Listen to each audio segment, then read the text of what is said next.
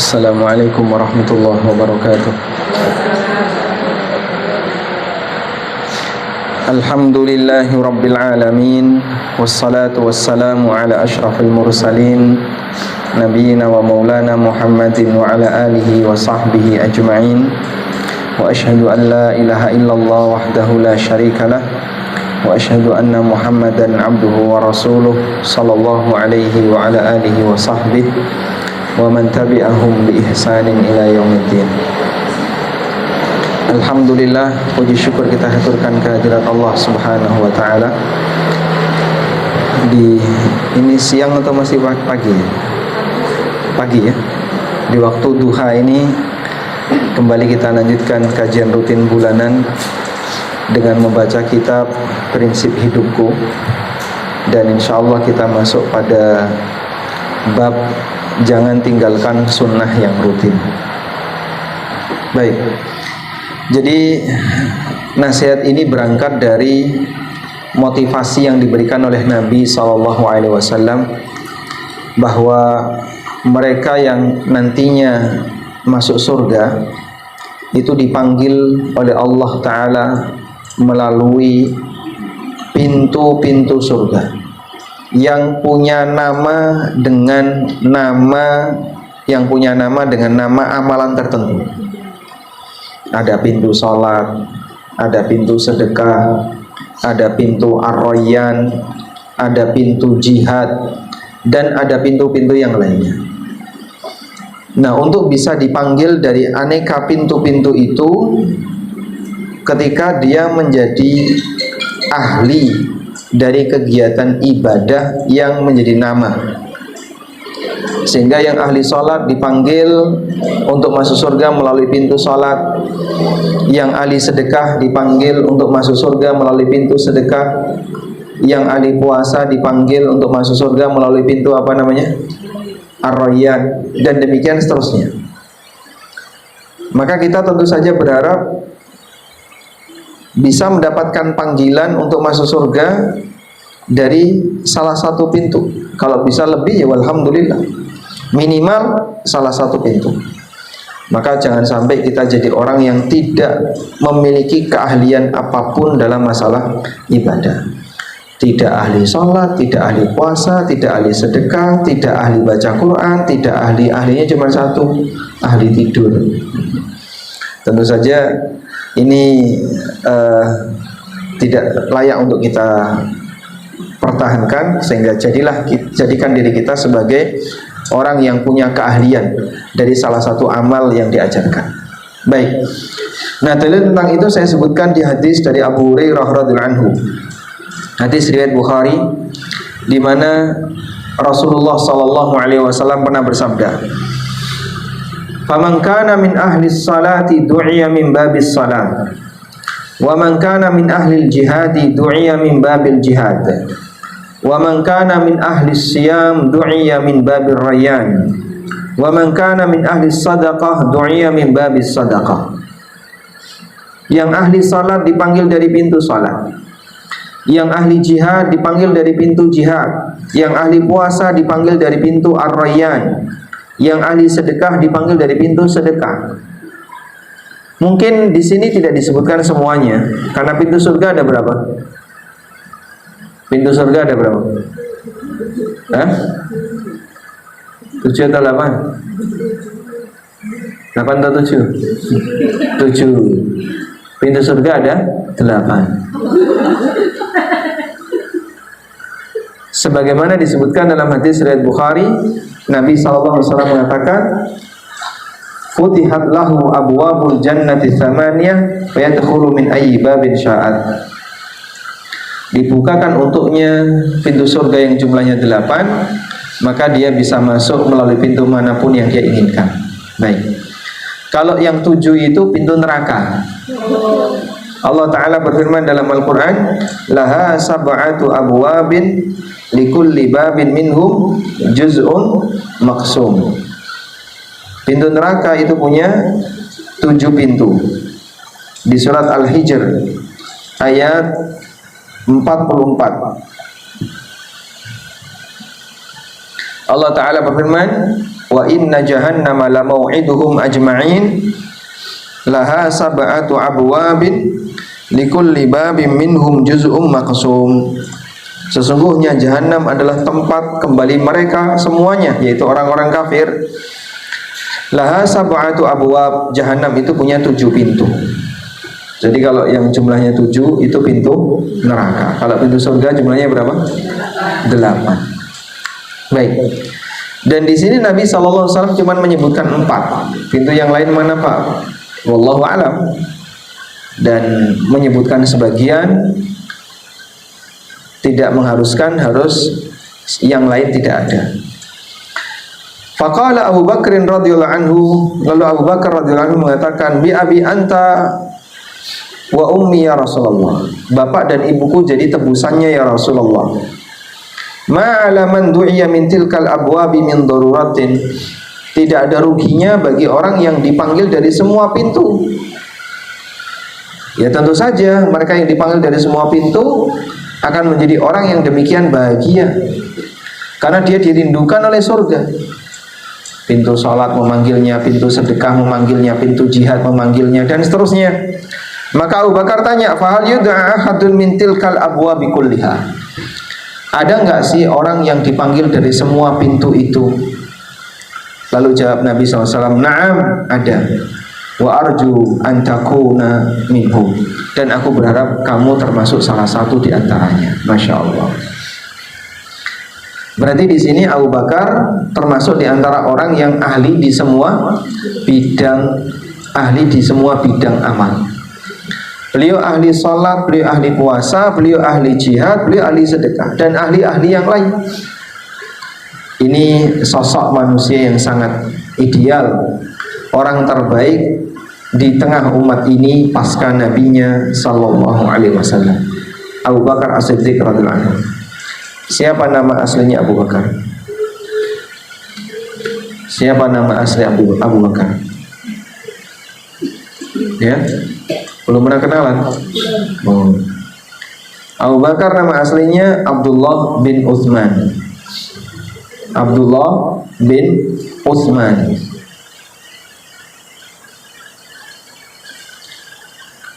Lebih dikenal dengan Abu Bakar. Punya putri yang menjadi istri Nabi SAW. Siapa? Aisyah radhiyallahu anha. Dan juga punya putri yang menjadi istrinya Zubair bin Awam. Siapa? Saudara perempuan Aisyah yang terkenal, Asma. Tapi Abu Bakar dengan Asma itu beda ibu. Aisyah dengan Asma itu beda ibu. Alhamdulillah, serang ngantuk ya. Aisyah dengan Asma itu beda ibu. Jadi untuk Aisyah itu ibunya Ummu Ruman. Ummu Ruman.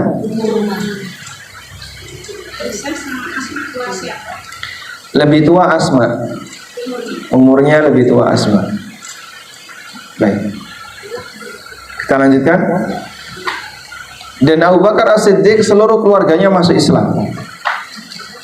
Istrinya, anak-anaknya, bapaknya masuk Islam. Sehingga ini salah satu di antara contoh keluarga yang sangat ideal di zaman Nabi SAW. Jarang-jarang ada sahabat yang seperti itu. Ada sahabat yang bapaknya kafir. Awalnya Abu Bakar. Bapaknya Abu Bakar yang bernama Utsman itu masuk Islam setelah Fathu Mekah.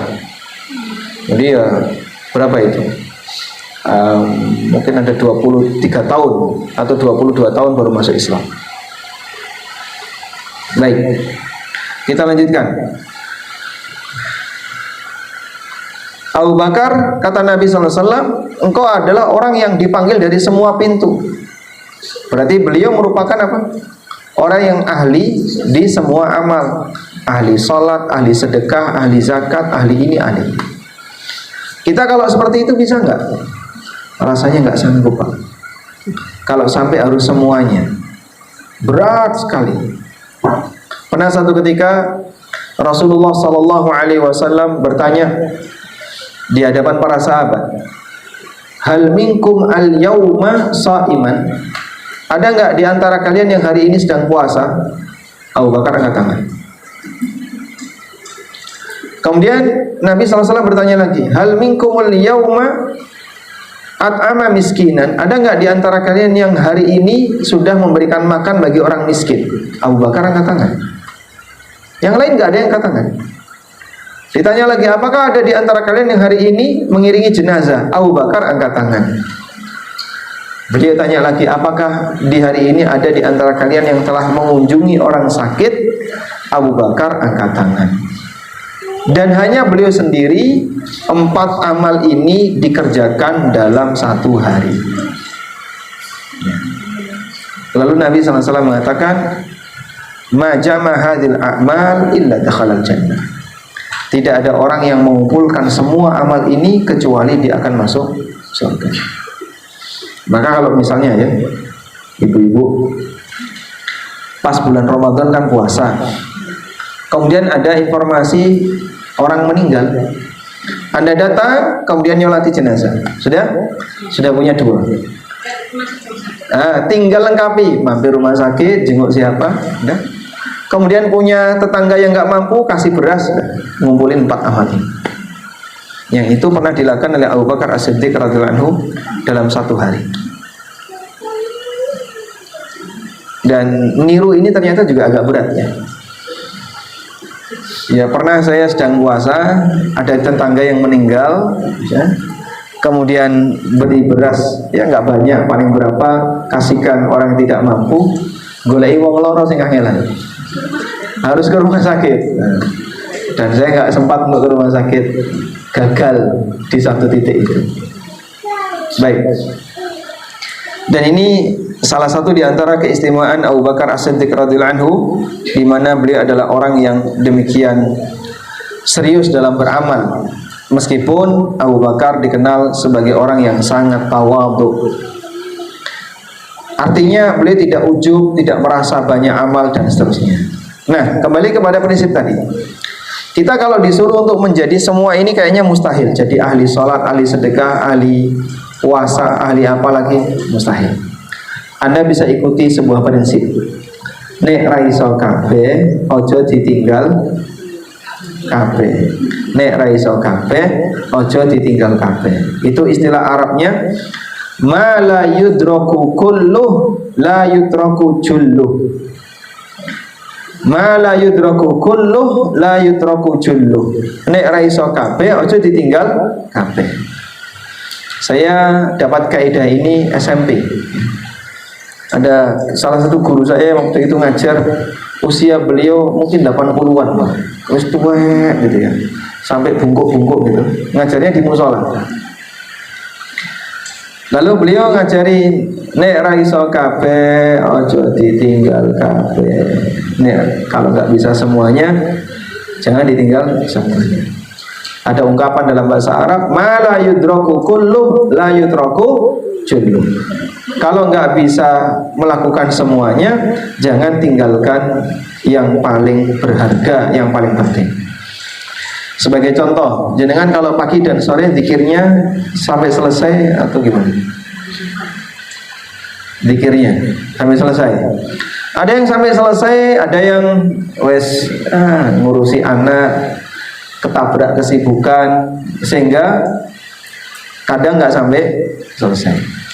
Kalaupun nggak sampai selesai, Anda pilih yang utama. Misal ayat kursi. Contoh yang lain, surat Al-Ikhlas, Al-Falaq, An-Nas. Yang lain misalnya baca Sayyidul Istighfar, atau membaca Subhanallah wa bihamdi adada khalqih wa ridha nafsi wa zinata arsy wa midada kalimati, atau baca Allahumma inni as'alukal afwa wal afiyah fid dunya wal akhirah. Jadi bagian poin-poin penting itu jangan sampai ketinggalan. Tujuannya adalah agar zikir ini tetap terlaksana, walaupun nggak bisa semuanya, tapi jangan ditinggal semuanya. Insya Allah prinsip ini dipahami ya. Baik. Terus bagaimana Pak caranya agar kita bisa mengambil seperti itu?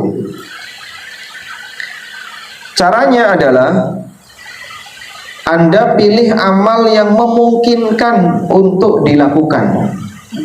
Pilihlah amal yang memungkinkan untuk dilakukan. Memilih amal yang memungkinkan untuk dilakukan secara rutin, itu kembali kepada passion masing-masing. Maka saya bahasakan, pilihlah amal sesuai passion. Dan passion kita berbeda-beda.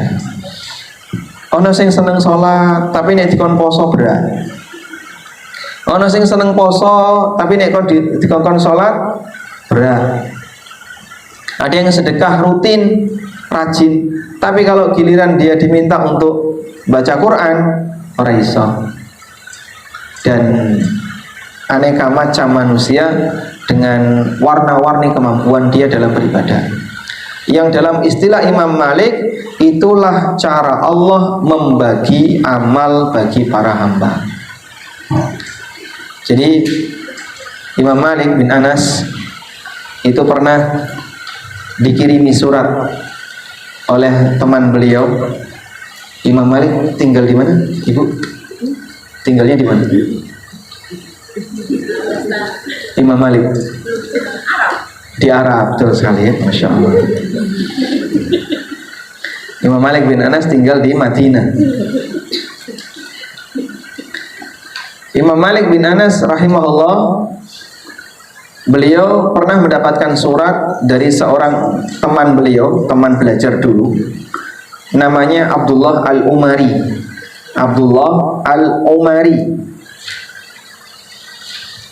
Abdullah Al-Umari ini terkenal rajin ibadah, sering menyendiri, tidak kumpul dengan banyak orang, dan sering ikut jihad, sehingga beliau bertahan di daerah perbatasan yang disebut dengan ahlu thughur, ahlu ats-thughur, orang yang bertahan di daerah perbatasan.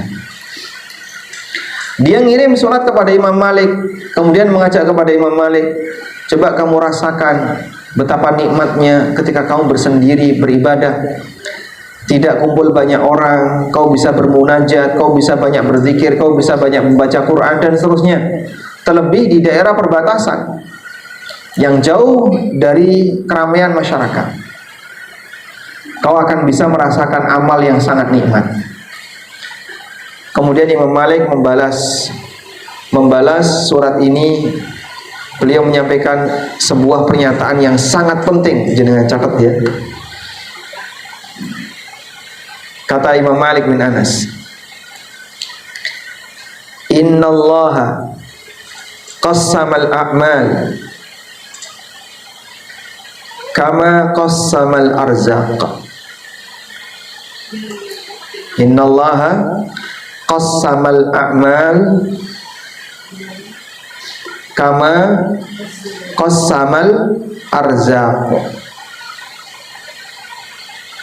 Sudah? Innallaha qassamal a'mala kama qassamal arzaq. Insyaallah, nulis Arab dari kiri itu kan sakti ya. Saya nggak bisa loh itu. Jenengan kok pinter. Sesungguhnya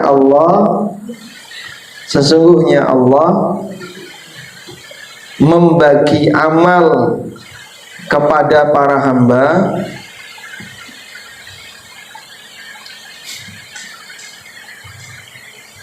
sebagaimana Allah membagi rizki. Sesungguhnya Allah membagi amal untuk para hamba sebagaimana Allah membagi rizki. Anda bisa lihat manusia ini dikasih rizki oleh Allah dari jalur yang sama atau berbeda-beda? Beda-beda. Ada yang dapat rizki karena dia sebagai pegawai, dapat rizki karena dia jadi karyawan, dapat rizki karena dia jualan, dapat rizki karena dia ABC dan seterusnya. Semuanya dikasih oleh Allah sumber rizki yang beragam, namun hasilnya sama, yaitu rizki. Maka demikian pula yang Allah berikan kepada para hambanya.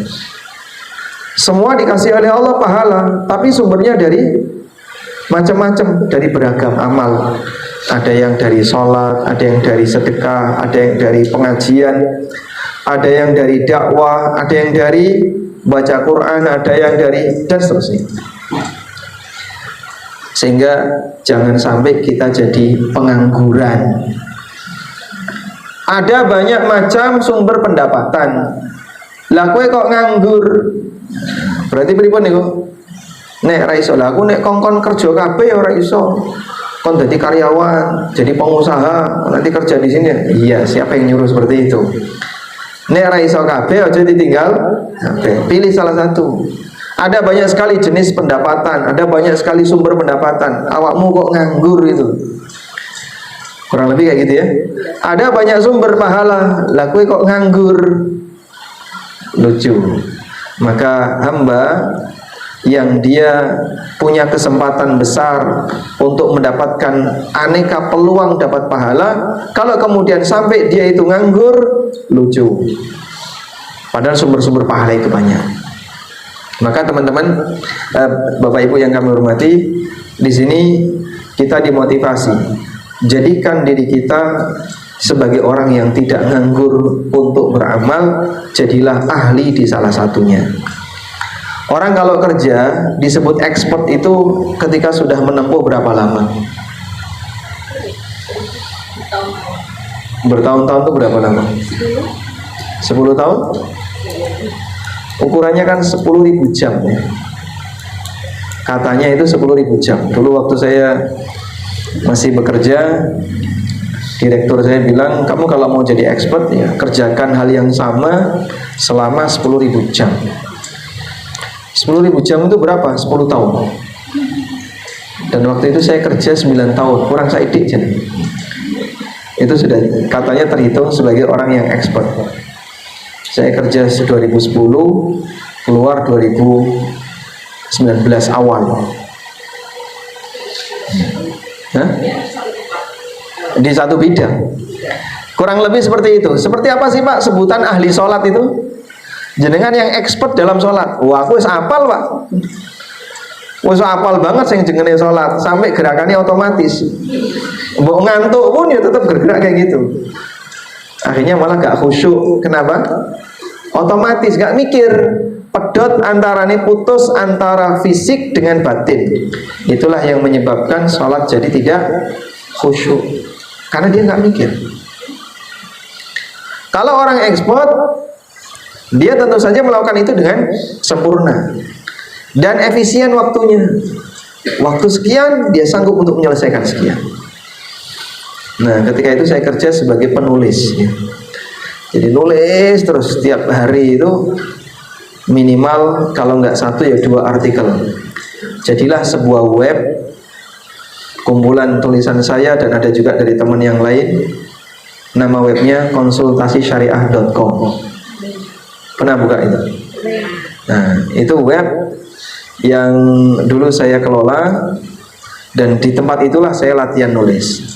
Nah, pasca itu nulis buku jadi terasa ringan. Sehingga memang kalau mau expert di bidang tertentu harus fokus selama 10.000 jam. Ibu nyuting kayak gini udah berapa lama? 5 tahun, kurang 5 tahun lagi Bu ya. Jadi expert kameramen, Masya Allah. Baik. Tapi yang lain lebih expert Bu. Mereka ini bisa pakai HP lebih dari 10.000 jam. Makanya kalau merem aja masih bisa pakai HP. Nggih. Jenengan pakai HP itu kalau merem-merem kan? Sehingga wajahnya bersinar di malam hari. Walaupun kamarnya gelap, tapi dia sedang bersinar. Kenapa? Nonton Shopee. Baik. Selanjutnya, apa keutamaan orang yang punya amal rutin tadi? Keutamaan yang pertama adalah dia akan dipanggil untuk masuk surga melalui pintu sesuai dengan rutinitas amalnya yang tadi kita sebutkan. Yang ahli sholat dipanggil melalui pintu sholat dan seterusnya.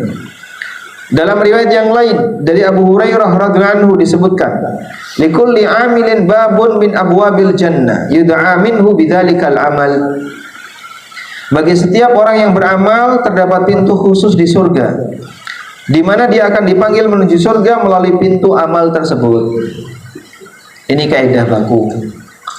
Maka ini memberikan kita kesempatan bahwa rajinnya kamu itu tidak kosong, ada hasil yang besar. Kau akan bisa dapat surga melalui pintu amal sesuai dengan jenis amal yang kau tunaikan secara rutin. Selanjutnya, keutamaan yang kedua,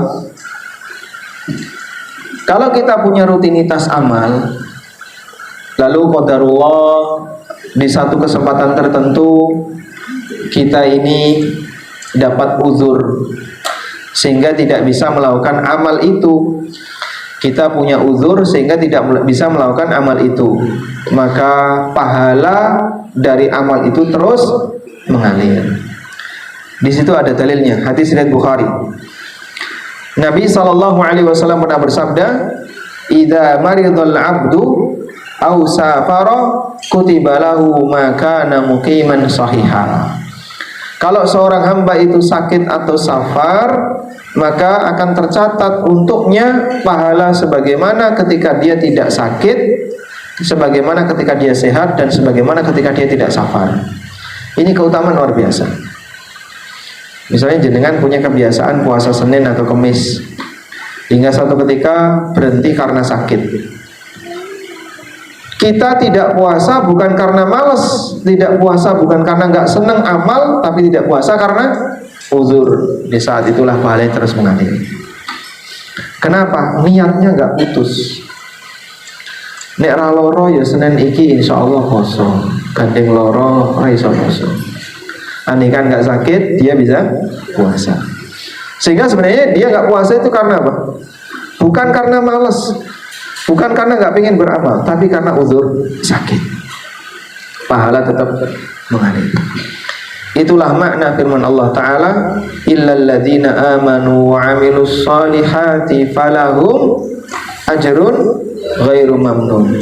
Kecuali orang yang beriman dan beramal soleh, mereka mendapatkan pahala yang ghairu mamnun. Ghairu mamnun itu maknanya apa? Tidak putus. Pahala yang terus mengalir dan tidak pernah putus. Keutamaan ini didapatkan bagi mereka yang sudah tidak bisa lagi beramal karena uzur, baik uzur sakit, uzur tua, uzur usia, atau faktor yang lainnya. Baik, ada sebuah tafsir yang dijelaskan oleh Ibnu Abbas. Badan ini ya, makin lama makin kuat atau makin lemah? Makin lama. Sehingga ada waktunya dengkul nggak bisa ditekuk. Ada waktunya kita nggak bisa berangkat untuk kajian. Ada waktunya kita sudah tidak bisa lagi untuk berangkat haji atau umroh. Semua ada waktunya. Karena manusia makin lama makin melemah. Kata Ibnu Abbas radhiyallahu anhu tentang makna illal ladzina amanu wa amilus solihati falahum ajrun ghairu mamnun. Kecuali orang yang beriman dan beramal soleh, mereka dapat pahala yang terus mengalir. Kata Ibnu Abbas, hadza liman kana lahu amalun fi syaibihi fi syababihi. Ini berlaku bagi orang yang dia punya amal rutin di waktu muda. Hatta idza harima, sampai ketika dia sudah tua, ajrallahu ma kana ya'malu fi syababihi. Allah tetap memberikan aliran pahala sesuai dengan rutinitas amalnya di hari ketika masih muda.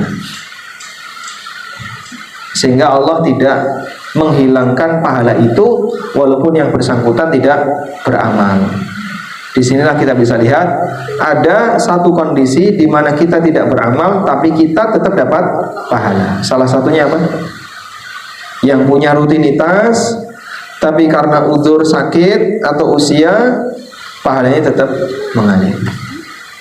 Makanya kalau ada yang bilang olahraga itu tabungan kesehatan di hari tua, sehingga dengan orang rajin olahraga katanya ketika tua biar nggak sakit-sakitan. Maka kita juga punya prinsip, amal sunnah itu tabungan pahala di hari tua. Ada waktunya pensiun nggak bisa beramal, tapi di saat itu pahala tetap mengalir. Ada banyak sekarang ya, namanya penyakit itu kan sekarang datang lebih mudah. Orang stroke zaman dulu ya, stroke itu ya rata-rata kalau sudah usia 70, 80, nah itu baru stroke. Sekarang umur berapa stroke? Hah? 40 sudah stroke. Sehingga kalau sudah kena stroke, Masya Allah, gerakan ini udah nggak bisa, ini nggak bisa. Mau sholat, berangkat ke masjid nggak bisa, kadang bangun nggak bisa. Di posisi itulah yang bisa kita andalkan adalah rutinitas masa silam. Orang ini punya rutinitas apa dulu? Oh, dia rajin ke masjid, tetap pahala ke masjid tercatat. Apalagi rutinitasnya, dia sholat tahajud, sekarang nggak bisa bangun, nggak bisa, tetap pahala tahajud tercatat. Rajin puasa, tetap pahala puasa tercatat. Apa nggak pingin seperti itu? Dan namanya pensiunan itu tergantung di kelas apa Anda pensiun. Sehingga gaji pensiunan antara 3A dengan eselon sama beda? Beda. Semakin tinggi derajat seorang hamba di sisi Allah, saat dia pensiun, tentu saja aliran pahalanya akan semakin besar. Dan itu kita harapkan melalui mengambil amal sunnah yang rutin. Syaratnya harus apa? Rutin. Berapa lama tadi rutin? Nah, itu expert ya dalam urusan dunia. Kalau dalam urusan amal agama ya mungkin nggak sampai 10 tahun atau 10.000 jam. Baik. Berikutnya, sebagai saran, lihat di halaman 50 ya. Sebagai saran, lakukan hal berikut agar kita punya amal andalan, agar kita bisa memiliki amal andalan. Yang pertama, miliki yang namanya wazifah. Ibu hafalkan ya, istilahnya apa? Wazifah. Wazifah itu wawu, zot, saudaranya tok, ya. Iya, fa, tak marbutoh, tak bulat. Wawu, zot, ya, iya, fa, tak, wazifah. Apa itu Pak wazifah? Wazifah adalah amal sunnah yang rutin kita kerjakan dan berkomitmen untuk dijaga apapun kondisinya, kecuali kalau uzur. Uzur itu beragam. Sibuk juga uzur nggak Pak? Termasuk. Kadang satu waktu tertentu, wah saya nggak bisa sholat duha. Kenapa? Ada tamu. Arab ditinggal sholat, rasanya nggak nyaman, nggak enak. Masa tamunya mau kita suguhi makanan terus kita tinggal sawangannya kok kita pamer ibadah. Akhirnya kita jadinya nggak sholat duha. Ada orang yang punya rutinitas puasa Senin, tapi ini pas bapak ibu datang mau puasa kok nggak enak, akhirnya ditemani makan. Jadi posisi udzur terkadang hal yang dimana kita tidak sedang sakit, kita tidak sedang safar, tapi karena ada kondisi yang mengharuskan kita untuk berhenti melakukan amal itu. Baik, Anda kan sering sibuk ya. Lagi sibuk di mana? Ini belum kelar ya, masih di mall. Belum kelar. Jadi nggak sempat sholat duha misalnya. Baik, miliki wazifah. Cara mengambil wazifah Anda bisa pilih sesuai passion ya. Karena begini, beramal itu dalam Islam bukan model mut-mutan. Tahu amal mut-mutan? Lagi mood beramal, kalau nggak mood nggak beramal. Ada model orang kayak gitu ya, rajin puasa terus tiba-tiba nggak puasa. Kok nggak puasa? Udah lagi nggak mood. Nggak moodnya lebih panjang daripada moodnya.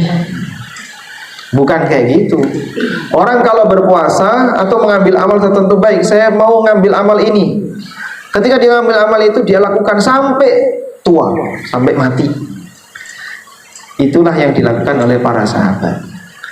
Jadi sampai mereka disebut sebagai ahli A, ahli B itu ketika nggak putus, ketika tidak putus, semangatnya tidak putus. Kalau modelnya 1 bulan, terus leren saja, leren 3 bulan.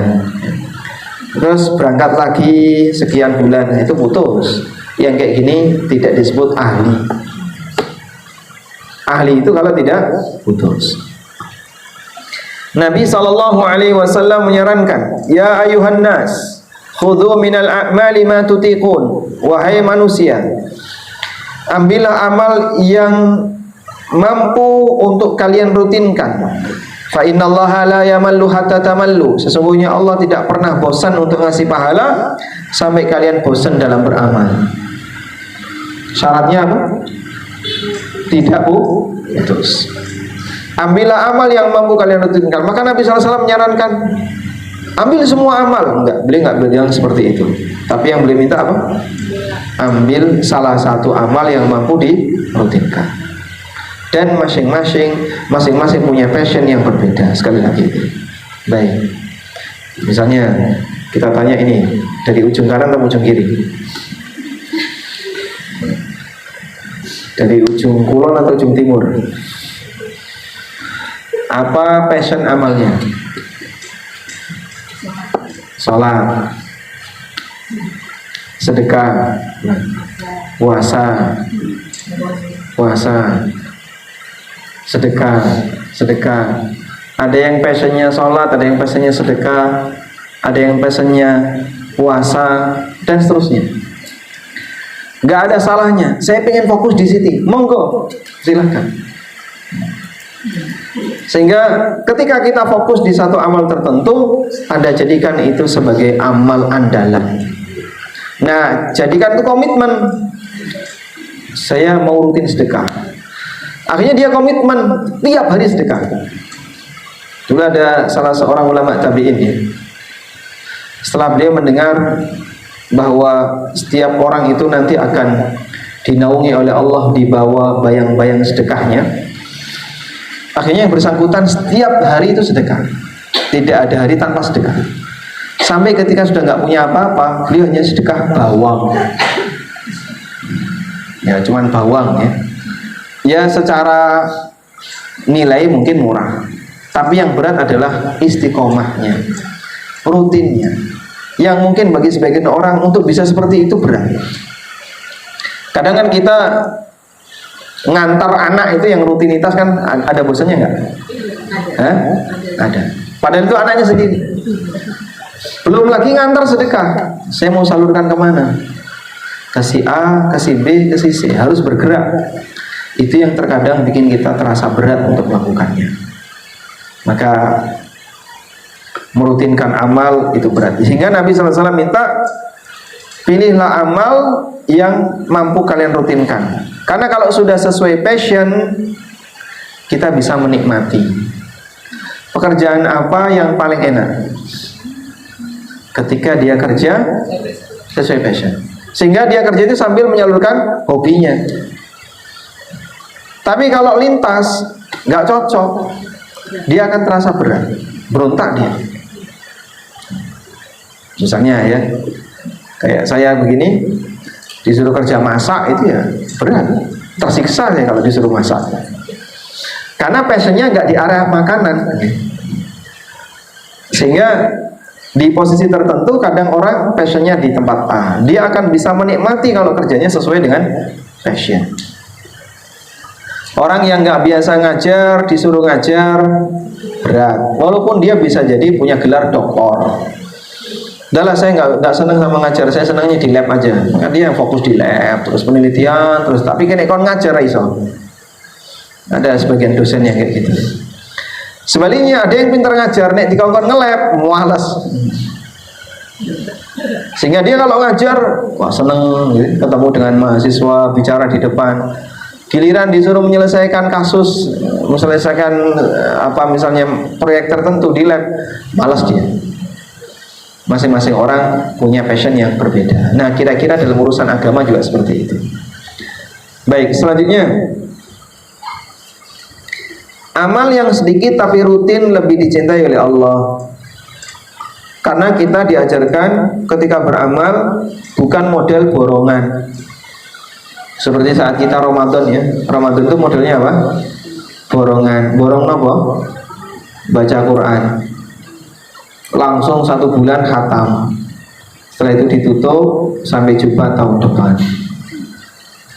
Pernah nggak ketemu dengan Quran yang dipakai setahun sekali? Saya ketemu dengan Al-Quran yang seperti itu, dipakai setahun sekali. Selesai Ramadan dimasukkan dalam lemari, dan baru dibuka tanggal 1 Ramadan. Dan itu ada di musola dekat rumah saya. Jadi nasibnya Quran ini hanya terpakai setahun sekali. Nabi SAW bersabda, wa inna ahabbal a'mali ilallah madama wa inqalla. Amal yang paling dicintai oleh Allah adalah amal yang paling langgeng, yang paling rutin walaupun sedikit. Sedikit tapi rutin lebih baik daripada banyak tapi borongan. Sebab kita tidak diajarkan model borong amal, tapi kita diajarkan untuk istiqomah dalam beramal. Ngerti ya? Makanya orang kalau diajak borong bisa mujahadan dari mulai jam 8 malam sampai jam 2 itu bisa. Setelah itu ngapain? Turu sampai jam 6 ke tangi. Padahal sudah terbit matahari.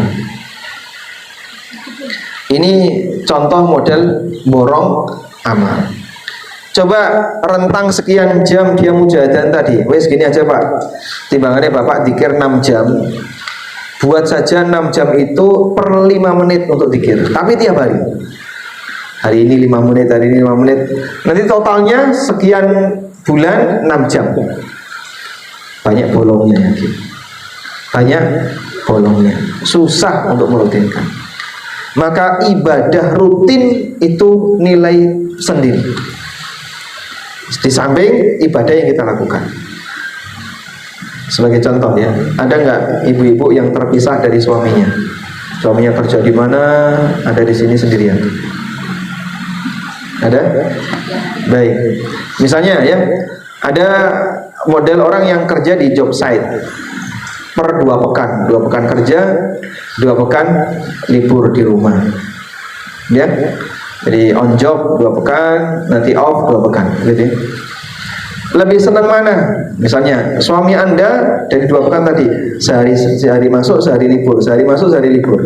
Dengan sepekan atau 2 pekan masuk, 2 pekan libur. Hah? Lebih senang mana? Selang-seling ya.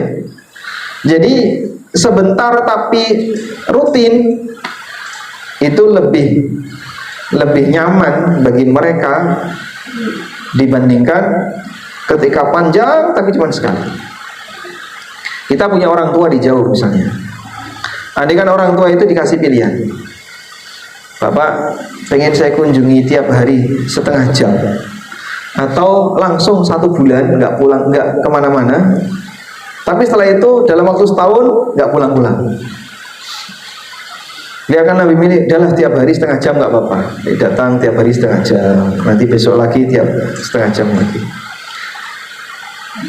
Karena kita sedang menjalin hubungan dengan Allah, maka Allah menghendaki kita itu rutin menjalin hubungan dengan Dia, sehingga rutin walaupun sebentar itu lebih baik daripada model borongan setelah itu ngilang.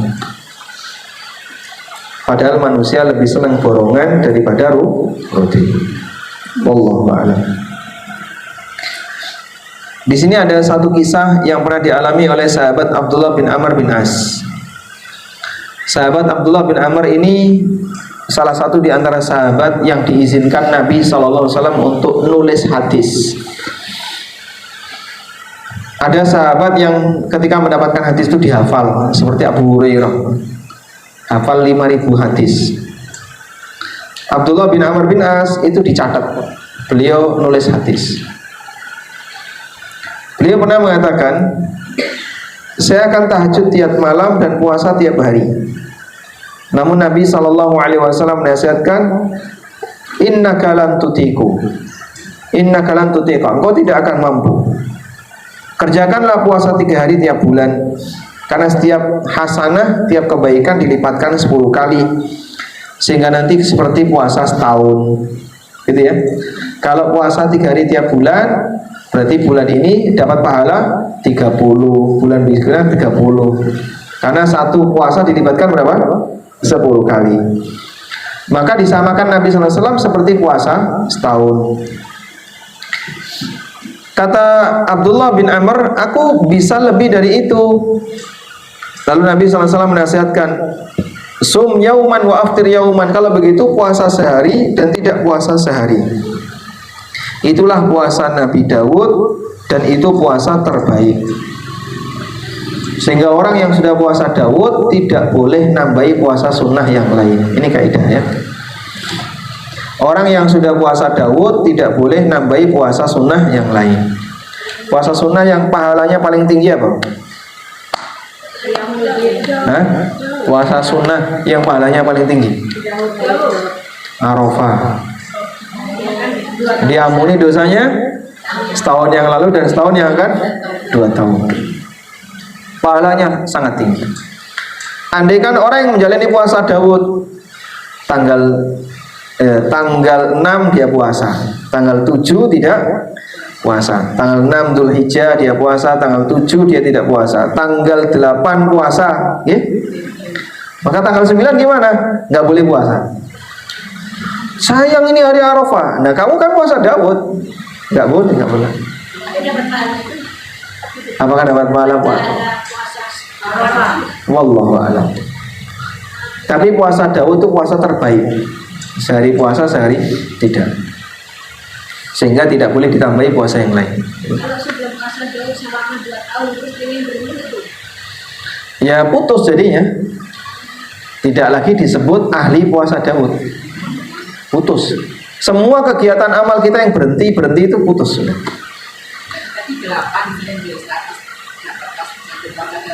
Nah, nggak boleh puasa. Jadi nanti dia 9 nggak puasa, 10, 11, 12, 13 tasyrik. Nggak boleh.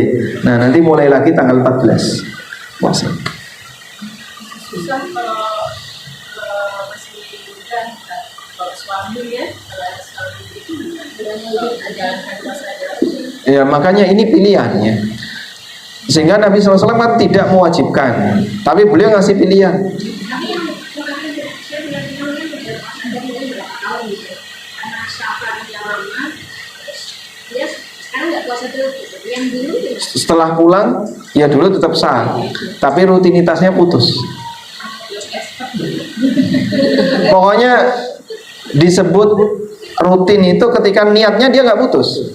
Jadi safar itu kan dia tidak putus niat, tapi dia tidak melakukan karena safar. Begitu dia pulang, lanjut lagi. Baik. Maka untuk ibu-ibu gimana Pak? Ibu-ibu memang punya keterbatasannya, terutama misalnya puasa. Wanita kalau mau puasa sunnah, jika suaminya di rumah, wajib izin. Kalau suaminya nggak di rumah, misalnya lagi di job site, nggak usah izin, nggak apa-apa. Tapi kalau suaminya di rumah, wajib izin. Jika puasa sunnah. Kalau puasa wajib, nggak perlu izin. Tapi untuk puasa wajib mempertimbangkan. Sekiranya waktunya masih panjang, maka perlu izin. Sampaikan ke suami, saya besok mau nyaur utang. Tapi kalau waktunya sudah mepet, seperti tinggal bulan Sya'ban kan sudah mepet ya, Anda nggak bisa lagi nawar karena utang puasa. Kalau sudah masuk Ramadan belum dibayar, dosa. Sampai ulama mengatakan wajib bayar fidyah. Dia berdosa dan wajib bayar fidyah. Siapa nama sahabiyat yang nunda bayar utang puasa sampai Sya'ban? Aisyah radhiyallahu anha. Jadi Aisyah punya utang Ramadan itu baru terbayar di Sya'ban. Lima kanati Rasulullah sallallahu alaihi wasallam, karena menjaga siaga di hadapan Rasulullah sallallahu alaihi wasallam. Dalam arti begini, beliau itu nggak enak kalau lagi puasa wajib tiba-tiba Nabi sallallahu alaihi wasallam punya hajat, kan nggak boleh dilayani, harus ditolak. Mohon maaf, saya sedang puasa wajib. Aisyah nggak mau seperti itu. Maka beliau selalu siaga melayani suami. Wallahu a'lam. Sampai pada akhirnya ketika Abdullah bin Amr bin As ini tua. Nah ini contohnya, sahabat kalau sudah milih amal tertentu itu dikerjakan sampai tua. Ketika beliau sudah tua, beliau itu keberatan untuk melanjutkan puasa Daud. Jadi nggak putus sampai tua. Yang puasa Senin Kemis mungkin di sini ada ya. Jangan putus sampai tua. Tuanya sampai tahun berapa Pak? Jadi kan mau sampai tahun berapa? Sampai pada posisi fisik nggak bisa diajak puasa. Kan kita nggak tahu apakah sampai tua atau tidak ya. Kenapa? Barangkali besok meninggal kan kita nggak tahu ya. Jadi di posisi itu sahabat beramal, dia terus beramal sampai tua, dan ketika mulai keberatan Abdullah bin Amr bin As mengatakan, li'an akuna qabiltu rukhsata Rasulillah sallallahu alaihi wasallam ahabbu ilayya min ahli wa mali.